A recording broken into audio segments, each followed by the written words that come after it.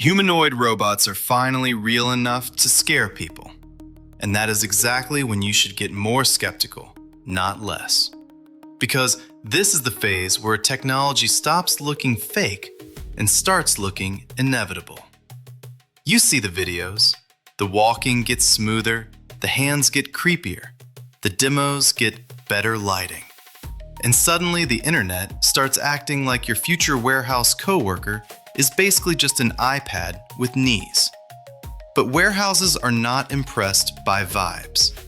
Warehouses care about throughput, uptime, walking distance, storage density, deployment speed, cost per useful task. They do not care if the robot looks like it could file an HR complaint. And that is why this episode is fun. Because the humanoid boom is real. Thousands of units shipped. Serious investment. Serious headlines. Serious physical AI buzz. But the actual warehouse wins are still mostly going to weird little purpose-built goblins that climb shelves, haul bins, and do one job absurdly well. That contrast is the whole story. The dream says the world was built for humans, so the best robot should look like a human. The warehouse says, if I can redesign the building around machines, why would I pay extra for a robot whose main feature is being shaped like Dave from Receiving? That is the reality filter. This is not a humanoids are fake episode. Too easy. It's a better question. When does a human-shaped machine actually beat boring automation on cost, reliability, throughput, and deployment speed? Because if it can't do that, then a lot of the humanoid future is just very expensive cosplay with actuators. Chapter 1. The humanoid boom is real. First, let's be fair. The humanoid boom is not imaginary anymore. Reuters reports Unitree shipped 5,500 humanoids in 2025 and claimed 32.4% of the global humanoid market. That is not one cool prototype at a trade show. That is a real commercial category beginning to exist. And that matters, because once shipment numbers start looking like numbers instead of a rounding error, the conversation changes. You are no longer asking, can someone build one? You are asking, what are these things actually good for? That is a much more dangerous question for the hype. Because the intuitive argument for humanoids is powerful. The world is already built for humans. Stairs, doors, shelves, tools, handles, human workstations, human pathways.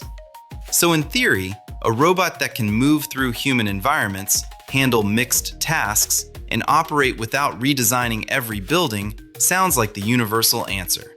That is the pitch, and it is not stupid. But then reality shows up with a clipboard. Reuters' CES coverage made this painfully clear. Physical AI was everywhere. Humanoids were dancing, posing, showing off, and generally doing their best impression of the future. And the takeaway was still, practical humanoid servants are taking longer than people want because the development is slow, hard, expensive, and constrained by batteries and processing limits. That's before you even get to the ugly warehouse questions. Can it work a whole shift? Can it avoid becoming a maintenance nightmare? Can it deal with mixed inventory without turning every carton into a philosophical crisis? Can it do all that cheaper than a machine that just grabs bins and goes home? Because this is the thing people keep forgetting. A warehouse is not a stage set for proving that your robot is human enough. A warehouse is an optimization problem with fluorescent lighting. Chapter 2. Warehouses don't care about romance. And this is where the warehouse reality check gets absolutely delicious. Business Insider's Decathlon piece is basically a case study in why boring robots keep winning. Decathlon rolled out Exotech's SkyPod systems across 7 European warehouses. At one Portugal site, order preparation doubled from 57,000 to 114,000. At a UK site, picker walking dropped from over 6 miles a day to under 1 mile. Order picking incidents improved too. That is the kind of result warehouse operators print out, laminate, and sleep with under their pillow. Because that is not, look what the robot can do. That is, look what the system did to the business. And Exotech's CEO says the quiet part out loud. They deliberately avoid humanoids. Why? Because if the task does not need legs, legs are not a feature. They are a bill. If wheels are better, use wheels. If a vertical climbing storage robot is better, use that. If the machine can reach 46 feet and use the building volume far better than a human ever could, then the human-shaped argument starts looking less like elegance and more like nostalgia. That is the warehouse lesson in one sentence. The best robot for the job is usually the one least interested in pretending to be a person. And Amazon is the giant neon sign blinking the same message. AP says Amazon already has over 1 million robots in its operations, and the machines doing the real work are mostly not humanoids.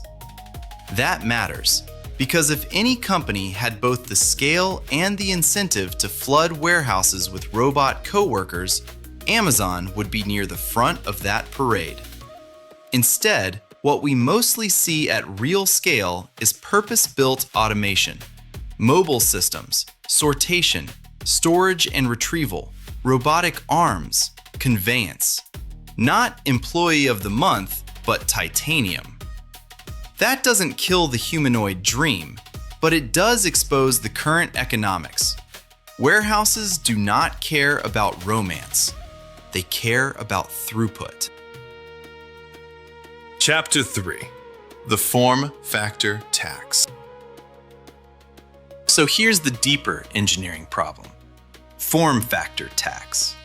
That's my phrase for the extra cost and complexity you pay when a robot is built to resemble a human instead of the task. A humanoid has to balance, coordinate many degrees of freedom, protect itself from falling, manage hands, wrists, elbows, shoulders, torso, locomotion, and perception in one awkward package. And Reuters' Breaking Views piece on Unitree is useful here because it highlights exactly the kinds of problems that keep humanoids from becoming obvious warehouse winners.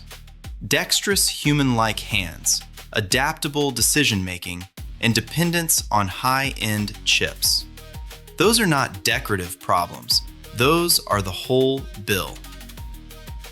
Because the thing about warehouses is that they are repetitive, structured, and deeply redesignable. That is not where human imitation is strongest.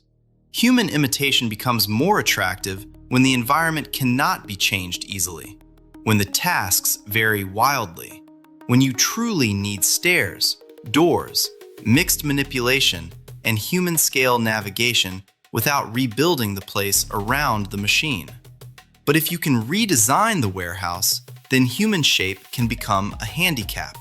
You do not need 2 legs if rails, wheels, or shelf climbers are better.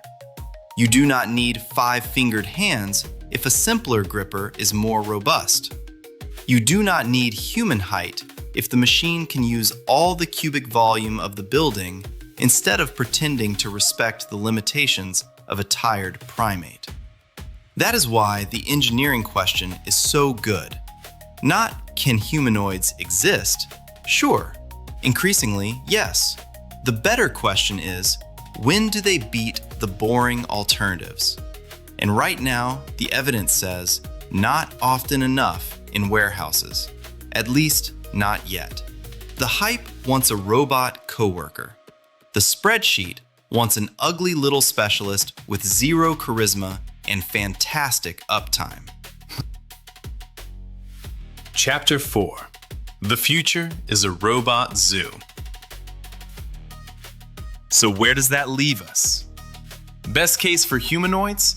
They win in legacy environments that cannot be redesigned easily, where the task mix is messy, the physical world is human-shaped, and a general-purpose body actually saves deployment cost. That is a real possibility, and I think a lot of people dismiss it too quickly. Most likely, humanoids become one niche inside a much larger automation stack. They matter, they sell, they solve some awkward edge cases, but warehouses keep favoring specialized machines for the bulk of the real productivity gains. Worst case for the hype? Humanoids become the flashy front end of robotics, while the real money, the real contracts, and the real operational wins keep going to ugly machines nobody puts in keynote videos. Honestly, that last scenario already has a lot going for it. And that is not failure. That is just engineering being rude. The future of robotics may be less robot butler and more robot zoo. Shelf climbers, mobile bins, smart carts, sorting arms, pallet goblins. Maybe a few humanoids where the environment genuinely demands them. But not because human shape is magical. Because in those specific cases, the math finally works.